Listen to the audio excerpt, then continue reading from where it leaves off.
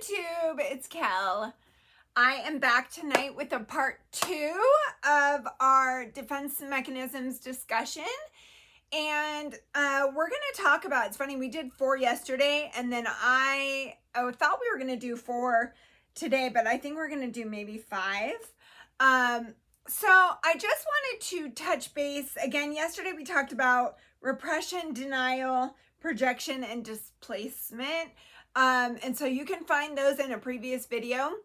But today we're going to start off with the defense mechanism of rationalization. Now, this was one I saw all the time in when I worked in addiction treatment centers, because honestly, addicts can be very, very smart. And so rationalization is the ability to use your brain and a lot of times to justify certain behaviors that you are not ready to change, or certain feelings that you are not interested in addressing. Or again, like we talked about yesterday, if your psyche is not ready for the emotional pain, to address the emotional pain of something, then it can go into rationalization, which is basically you're trying to come up with a reason why the behavior should continue. The feeling isn't there, or, so it's using your brain to justify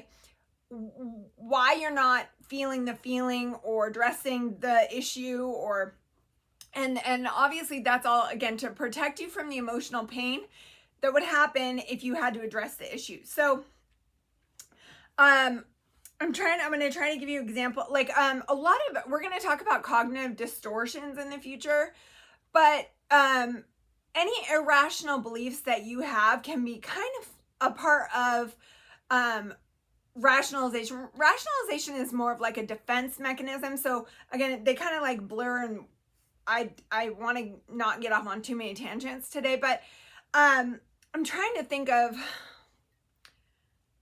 okay, so a good example could be, someone who says that they don't have an issue with smoking, and maybe they have lung issues or whatever, and they say, well, it's only, I only do smoke 4 a day when I used to smoke 12 a day, And so the rationalization there is that, oh, it's better now than it was, so therefore it's okay, or it's fine, or, it's not harming me. So it's basically, again, the kind of definition of it is creating logical but incorrect explanations and then again, it's to kind of avoid feeling emotional pain or dealing with certain behaviors or acknowledging certain habits that you have. So acknowledging certain parts of yourself, certain shadow sides of yourself that your psyche is not ready to deal with. Okay, so that is that's the first one. That's called rationalization. And we're going to talk about, in a few minutes, we're going to talk about, there's actually a different one. It's called intellectualization, which is different. They seem like they would be the same, but they're actually different when it comes to defense mechanisms. That's my cat saying hi. So we'll talk about it, but sublimation is going to be the next one. So that's basically taking an uncomfortable feeling and then channeling it into something else. So, whereas like if you got angry about something, and maybe some people would actually like address it with a specific person, sublimation would be taking that anger and going and working out and you're using the energy, but you're channeling it into a different path. Now, kind of that's a healthy example of sublimation. Maybe a less healthy, path of sublimation could be like when people use, really sarcastic digging comments when they're really angry about something. Instead of addressing it, they just start making sarcastic comments, which sometimes sarcasm can be funny and hilarious. And I am not against sarcasm. I do not always think it's passive aggressive, but there are definitely times, especially when it's delivered in a way that just seems angry and bitter, where the person is actually sublimating anger into humor, but it's just not done well. So, and it's obviously like it's not a healthy, it's not being done well enough to be delivered in an appropriate way. And so that can come across as passive aggressive. So sublimation can be both good and bad. You can have healthy examples of it, and then you can have non-healthy examples of it. Okay, so regression is the next one. So regression is when people under stress or under painful feelings, they will regress to an earlier developmental state. So a very good one that we all probably can relate to at some point, or at least some of us, is when you are sad about something and you cry and you go into the fetal position. You know, some people just say they want to crawl into a hole or whatever, but a lot of times you picture yourself going back into a literal womb position. So that is actually, or toddler, you know, position, whatever you want to call it, baby in the crib position, but it's basically, there is actually examples of like an extreme example of regression. So is when like someone does actually suck their thumb, or you have like sometimes like a more minor example could be like if someone wants to like hug a stuffed animal when they are stressed, or, and again, these don't have to be bad.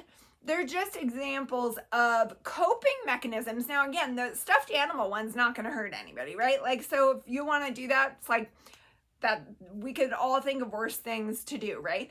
But if every time you dealt with stress, you curled up in a ball, like that's not going to work in your office, you know what I mean, in front of people. So there are times when regression can actually be damaging if you use it. Like another example is like if people don't know how to communicate well, you know that whole mimicking idea, you're like, you start making fun of people and you just copy them. I've actually known people who literally, that's one of their ways of communicating when they're under stress, is they just get like, maybe that's how they dealt with it with their siblings, and they just start like mimicking and saying everything back to the person. I've actually seen that before. So like that would be a classic example of regression. Instead of like dealing with the issue at hand in a mature, you know, direct communication manner, people would be regressing to like a toddler or kindergarten kind of state and just mimicking, or, you know, so the stress is overwhelming them, and instead of dealing with it, they're basically going into a regress state to try to cope. So my cat. So she's so cute.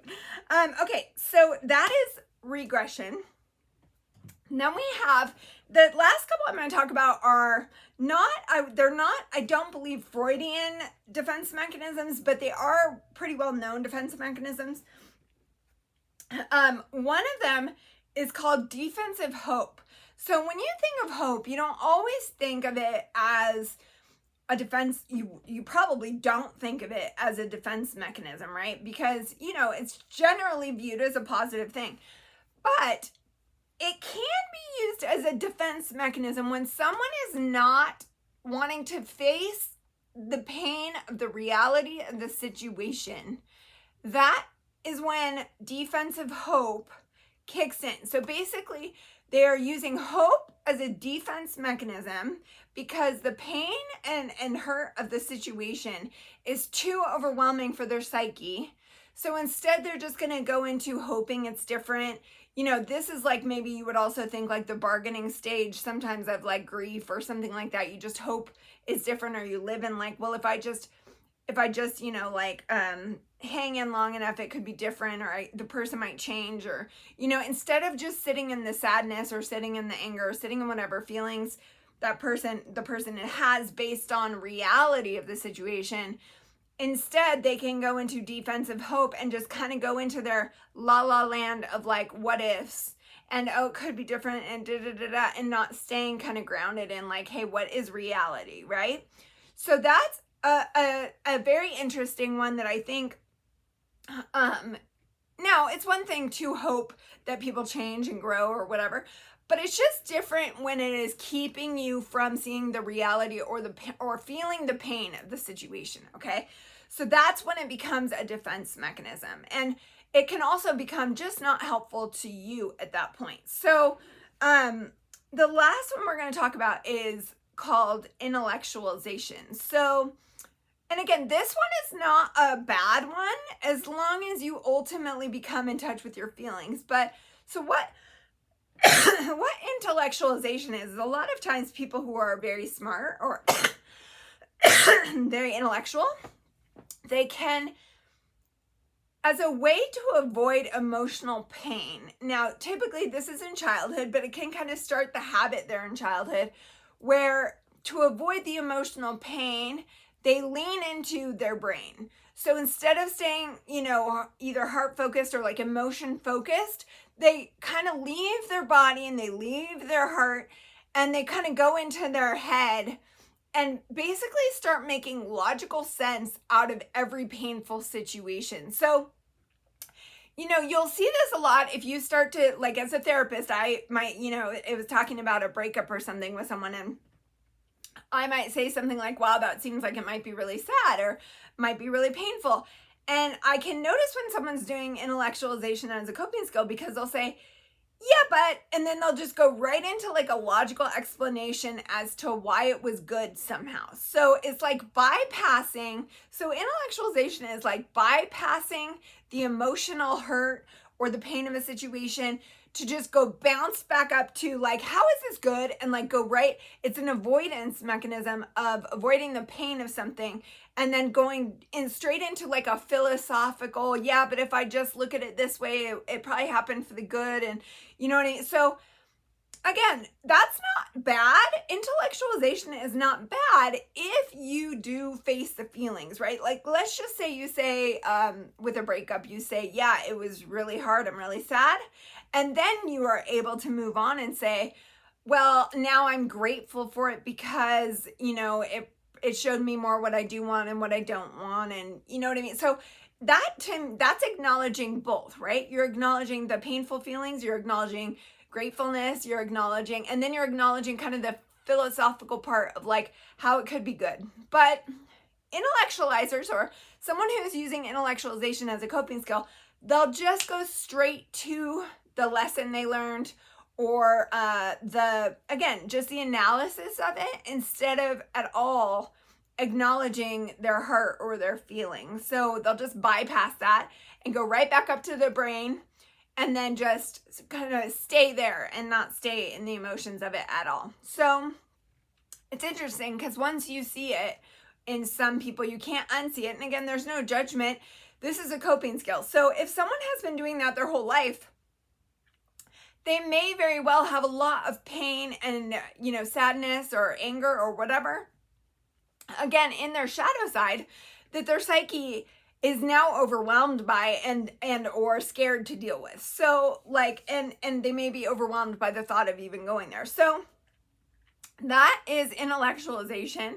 And those are just the basics, of defense mechanisms. I think that they are just good to know just because a lot of times, like I said, in families, we can all misunderstand each other's behaviors. And I think when we start to look at each other with a little more compassion and say, like, for instance, with the denial part, if we start to look at each other and say, hey, like, instead of maybe thinking that person is just straight up lying. Now, if they are lying, that's a different story. But if, instead just looking at them with compassion and saying, gosh, their psyche is not ready to deal with the truth of what is going on, then I feel like maybe we can start to build a more compassionate world of like, a lot of times people do the things they do because they're not ready to face the truth of a situation or the pain of a situation or the loss or the sadness or the anger, whatever it is, because of, their shadow side. But